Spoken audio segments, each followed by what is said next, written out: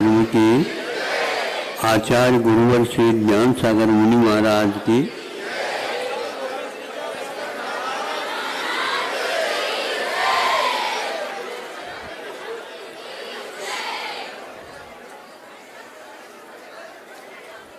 एक तरफ मोह होता है और एक तरफ कर्तव्य होता है। कर्तव्य करने वाले के पास भी मोह रहता है, किंतु वह मोह कर्तव्य को ढीला नहीं कर देता है। और जो व्यक्ति कर्तव्य करता है, कहाँ से प्रारंभ करें उसको बताने की कोई आवश्यकता नहीं होती। कब क्या करना है ये बताने की भी कोई आवश्यकता नहीं पड़ती। कितना करना, क्या करना ये भी बताने की आवश्यकता नहीं होती। कर्तव्य हमेशा हमेशा समय से नहीं चलता, किंतु समय उसके साथ हो जाता है। अब देखो, ये कोई व्यक्ति कर्तव्य कर रहा है तो सर्वप्रथम वो काम पुरुषार्थ के माध्यम से आगे का पुरुषार्थ क्या करना है, कब करना है, ये सब योजनाओं को बांध देता है। अब मान लीजिए काम पुरुषार्थ के उपरांत वह पक्षी के पीछे से मैं बता दूं या और कोई के पीछे, चाहे पक्षी हो, चाहे पशु हो या मानव हो, कोई भी हो। देवों में ये बात नहीं होती है, नारकियों में भी बात नहीं होती। तो पक्षियों में भी एक ऐसा कार्य होता है जो कर्तव्य कैसा करता है। वह एक पक्षी एक प्रकार से उसकी ही गवेषणा कर रही है, जिसके माध्यम से गर्भस्थ जो अंडा है उसका विकास हो सके। विकास गलत दिशा में ना हो, इसके लिए भी वो सावधानी रख रहे। उसमें क्या सावधानी रखना, समय पूर्ण हो जाएगा तो अंडा आ जाएगा साहब, ऐसा नहीं होता।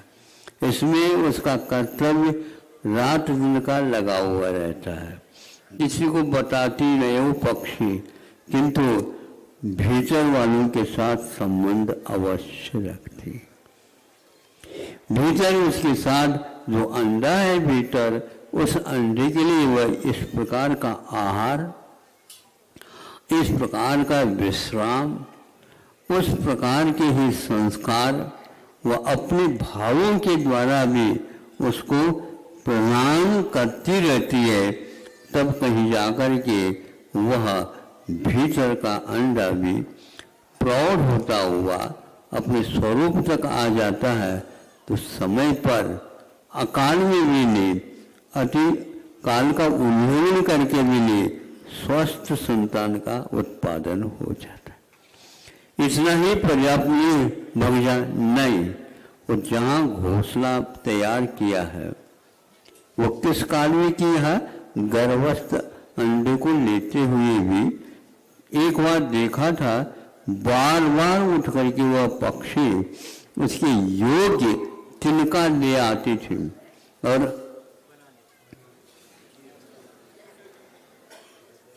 इंजीनियर फेल है, इंजीनियर की बात, आर्किटेक्ट फलाना, उसको पूछो। और आज तक ऐसा नियंत्रित और सुरक्षित संरक्षित और भीतर रहने वालों के लिए कूलर का भी काम कर रहा है, और ऊष्मा के लिए विशेष गर्भालय भी निर्माण किया है। कभी देखा आप लोगों ने, बातें करते हो। हाँ, तो ये ऐसे पक्षियों में और हजारों घोंसले एक बार देखा। और एक बहुत बड़ा वृक्ष था, लेकिन वृक्ष की शाखाओं के ऊपर ऐसे लटक रहे थे, लेकिन हवा के झोंके के साथ लटकते थे जैसे पालना चल रही हो, पालना। भीतर रहने वाला सुरक्षित रहता था।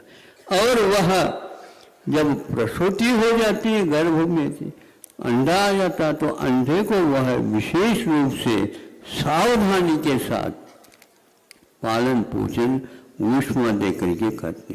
और वहाँ जब अंडा से बाहर आ गया तो वह बाहर नहीं जा सकता भी, वह आकर के कहाँ पर, उसके घोंसले के चौखट पर आकर के, चौखट की भी रचना होती है, आपको नहीं दिखती वो चश्मा लगाने के बाद, वह सब कुछ होता है। चौखट के वहाँ पर देहरी के ऊपर वह बाहर देखता रहता है। अब पूर्णायु का यही सिद्धांत होता है, नहीं समझे?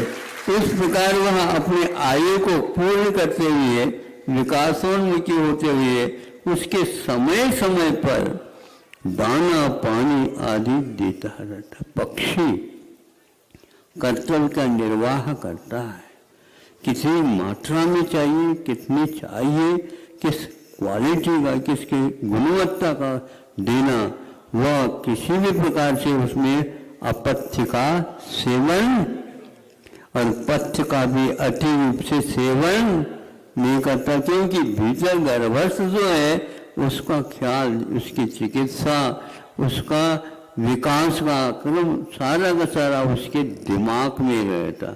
आप लोगों के पास भी दिमाग है और उनके पास भी दिमाग है, कितनी छोटी छोटी उनके दिमाग होते हुए, लेकिन वह आपसे भी बढ़ कर के काम करते।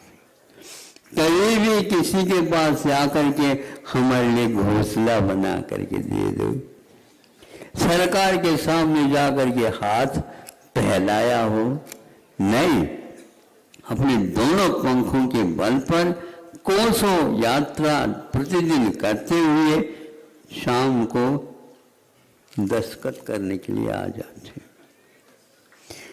हस्ताक्षर करते, प्रतिदिन आना जाना सब कुछ, एक वहाँ पर रखवाली के रहना और एक तो शेष है वह बाहर जाना, बिल्कुल जल्दी से जल्दी आना।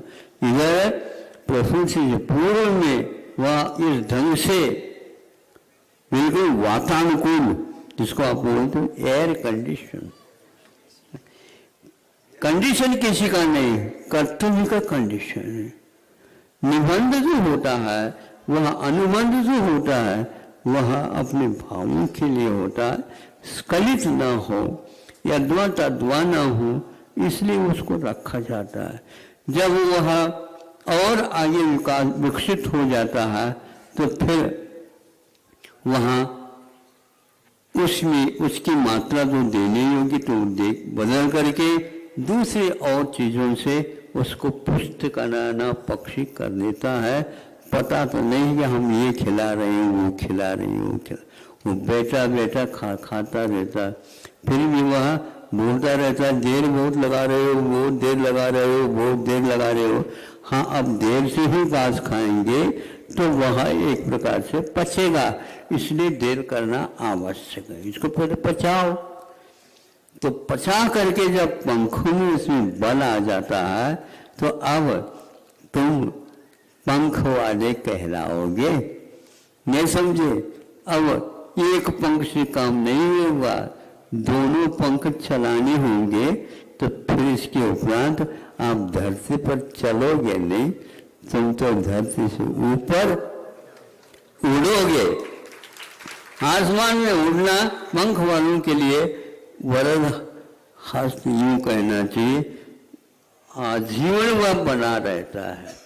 लेकिन पंखों में कहीं गड़बड़ी आपने असावधानी से कर ली तो पंख टूटा कहलाओगे, विकलांग कहलाओगे। एक पैर से, एक पंख से आप चल नहीं पाओगे, इसलिए ज़्यादा उड़ना भी ठीक नहीं है, ज़्यादा चलना भी ठीक नहीं है। उतना ही चलना, उतना ही उड़ना जो भीतर किसी भी अंग में क्षतिग्रस्त ना हो। इस प्रकार उसको करके फिर स्वयं माता पिता वो पक्षी के, तो उस पक्षी जो होनहार बना है उसको धीरे से खिसका देती है नीचे। अब क्या करेगा? खिसका देती। प्लेन जब चलता है, उड़ता है, पहले उड़ता नहीं, पहले चलता है, उसको भगाया जाता है, नहीं समझे? 2-3 किलोमीटर यूं परिक्रमा लगाया जाता है, लगाते लगाते लगाते लगाते यहाँ तो बिल्कुल धरती से चिपक कर ही चलता है। उस समय 3 पहिया रहते, नहीं समझे? अब वहाँ ड्राइविंग करने वाले क्या करता है, 3 पहिया में से 1 पहिया सभी यूँ उठा देता है, यूँ उठते ही यहाँ पर आगे खड्डा है और जल्दी चल उड़ा, पूरी पेट्रोल छोड़ो। तो बहुत सावधानी के साथ वह यूँ उठ जाता है। उसी प्रकार वह पक्षी भी अपने दोनों पंखों को यूँ करके देता है, अपने आगे उड़ने लग जाता है। तो फिर इस दृश्य को देख करके माता पिता समझते अब हमारा कर्तव्य हो गया, इसको पंख आ गए, सब कुछ चालू हो गया। यथावत यह गर्भावस्था में भी, इसीलिए जे अपने मनुष्य में यह नाभि राज होते हैं। नाभि यानी नाभि एक शरीर का केंद्र, जीवन का केंद्र है। उसके भीतर जो वायर टाइप लगा रहता है, उसके माध्यम से ऊपर माँ यहाँ पर भोजन करती है, लोग भीतर पहुँच जाते। तो यदवा तदवा खा नहीं सकती, नमक भी कम कर देती है, जैसे उनसे ज़्यादा मीठा भी नहीं खा सकते, ज़्यादा तो है ही नहीं समय पर वो भोजन करना, और अच्छे अच्छे संस्कार देने के लिए वो मंत्र तंत्र आदि सब करती रहती है।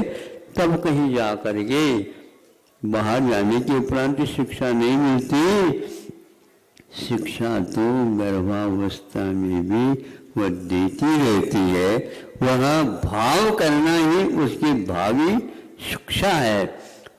ऐसे बच्चे हो जाते हैं, होनहार तो होते हैं, वे अपने कुटुंब परिवार को ही नहीं, अपने समाज को नहीं, पूरे राष्ट्र को भी संभालने की क्षमता आ जाती है। फिर ये तो राष्ट्र की संभालने की बात तो है, लेकिन जो राष्ट्र को संभालता है वो अपनी आत्मा को भी पराश्रित नहीं करता। मनुष्य जीवन में श्वासित होना और श्वासित देश को रखने का प्रयत्न करना, यह मनुष्य के परम कर्तव्य है। इतना ही कहना चाहता हूँ। अब पूर्णायु का जो क्या बोलते हैं उसको, मोनो हिंदी शब्द है नहीं, वो तो हमने दिखा दिया। पूर्णायु का चित्र है वो तो आ गया, ये है ना। हाँ, प्रतीक चिन्ह प्रतीक क्या, हम तो सिंबॉलिक जिसको बोलते हैं, पहचान चिन्ह। उसकी आकृति को देखने से भी, उसकी भावाकृति को भी देखने से ये सारे योजना क्या है, विचार क्या है और क्या होना चाहता है, ये सारा चित्रण उसके सामने आ जाता है। ये प्रतीक हमारा आदर्श हो और अधूरा ना हो और पराश्रित ना हो, ऐसा होना चाहिए। इसलिए आप लोग बहुत बातें तो कर रहे थे, माइक से हम सुनता रहता हूँ, बैठा नहीं रहता हूँ, बैठ करके एक शब्द कानों में आ जाते हैं, बहुत अच्छे हैं, लेकिन केवल बातों तक न रहें, किंतु हम बात के साथ अपने पैरों से भी काम करना, ले चलना, फिर इसके उपरांत चढ़ना, वो 2 बातें हैं। और पूर्ण आयु चलने की बात करते करते बहुत जल्दी उड़ने की बात करता है। बात न करें, अपने पंखों को मजबूत बनाओ ताकि वह 1 सेकंड में इतनी वेग रफ्तार के साथ चल सके। अभी कीड़ी की चाल है, अहिंसा परमो धर्म की।